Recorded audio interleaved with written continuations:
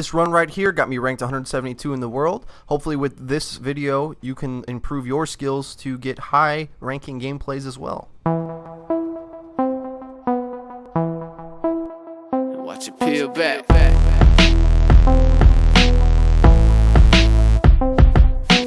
What is going on, guys? My name is Fredo, and first and foremost, thank you, Thunder, for uploading this for me, spreading my channel some love, and as well, getting the word of chaos out to the major public.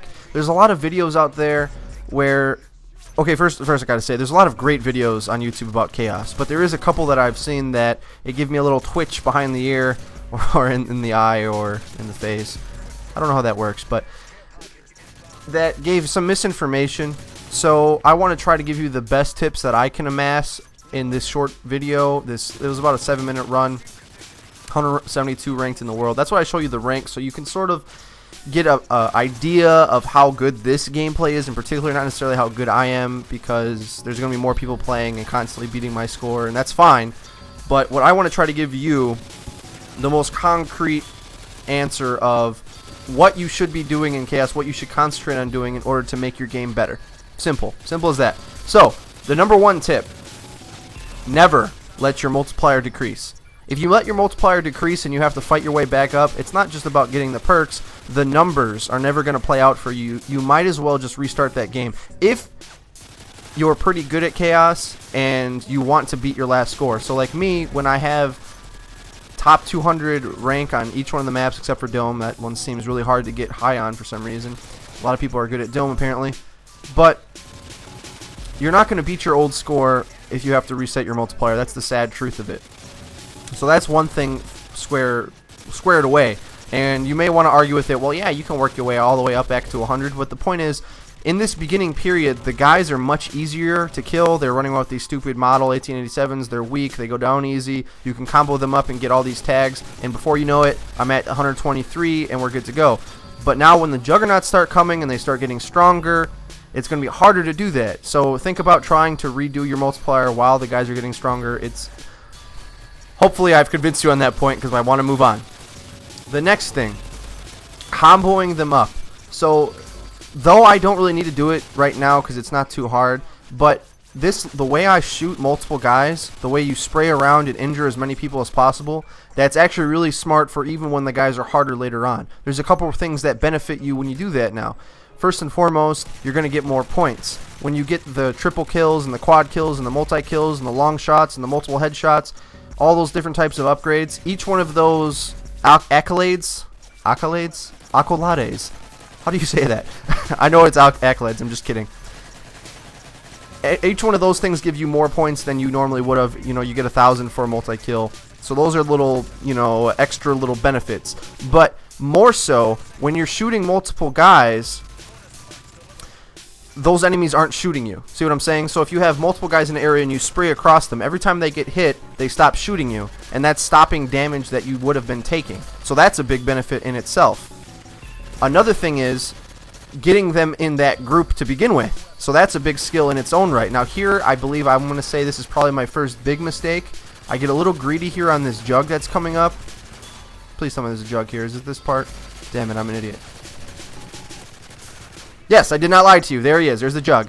I stun him, and something I just kind of learned after I played this, the jug right there that I'm looking at with the tribal mark on his helmet versus the one I killed earlier, which looks all black and he has the visor. The tribal helmet jug is stronger than the visor black looking jug. And that's just the way it is. And then after that comes the riot shield jugs. I think there's only 3 variations. Maybe there's even more the further you get. I'm not sure, because obviously I'm not ranked top 10 in the world. I'm top 200, so who knows. But that's the best I can come up with. So, and also, by the way, if you kill a jug with an explosive, you get 1,000 points rather than 500. That's not really worth trying to do. You might as well just kill the jug in any way you can when you have an opportunity to. So, but here's a good example of me getting them all herded together. So I ran away, ran in, I got a little cocky there because I don't have armor. So one thing, when I have armor, I kind of feel like it's best to be conservative with it and try to keep it as long as you can. But when you're out of armor, you're just on the normal regen health system. And by the way, there's a fast regen health perk in this game, so you can start to get used to the way your health regenerates. And right here, I single out a jug. But since I had no armor, I could sort of feel out the situation. I knew there weren't any juggernauts nearby, and I was ducking in and out to collect tags. Collecting tags is a huge way of increasing your multiplier for basically for free, especially as these guys start to get stronger down the line. They're taking multiple bullets to kill. Getting a tag, you just run over it and pick it up, obviously. Now, it's a risk because you're getting closer to the enemies, but it's equaling a kill more or less as far as your multiplier is concerned, and that's number one thing you want to worry about. See, right there, I probably got a little too greedy. I didn't have enough downs or enough guys down at once. There was too many guys shooting me, and I didn't have any armor. I should have played more conservative there, but good news is I did still continue to herd them like this, and I was able to get a lot of multi-kills right there and a bunch of free tags.